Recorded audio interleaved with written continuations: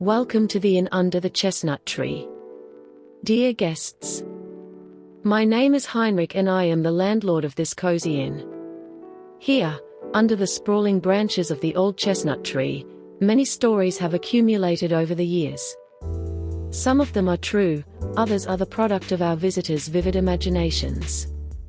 Sit down, enjoy a cool drink and let the stories take you to distant times and wondrous worlds. Wolf's Girl. Amidst the endless expanse of a dense, ancient forest, where the trees grew so tall they blocked out the sky, a tragedy struck. A plane flying through a violent storm lost control and crashed. Among the wreckage and chaos, only a little girl survived, who was found by the wolves of the forest.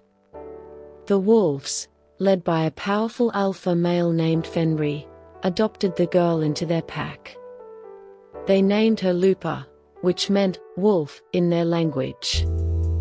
Lupa grew up among the wolves, learning their language, their customs, and their way of life. She was part of the pack, and the pack was her family.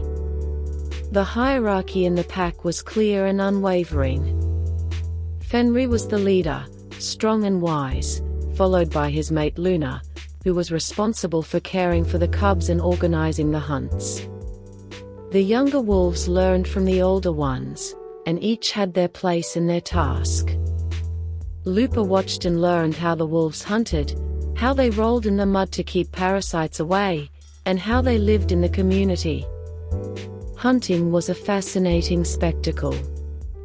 The wolves worked as a team, each step coordinated and precise. They crept up on their prey, surrounded it, and attacked at the right moment. Lupa, although not a wolf, learned to move silently and read the signs of nature. Years passed, and Lupa grew into a strong, confident young woman. She knew no worries, lived in harmony with nature and her pack.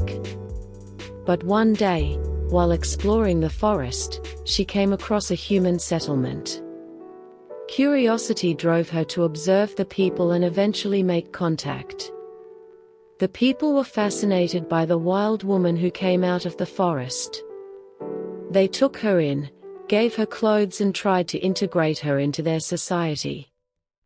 But Lupa felt strange and uncomfortable.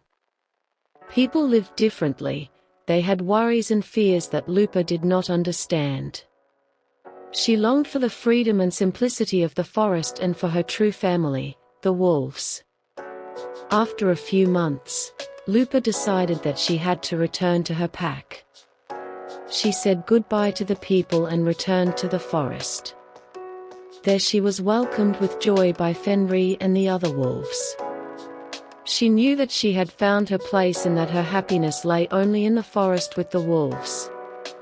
Lupa lived the rest of her life in harmony with nature and her pack. She was a bridge between the worlds of humans and wolves, but her heart always belonged to the wolves. And so she found her true happiness in the deep, mysterious forests that had once saved her.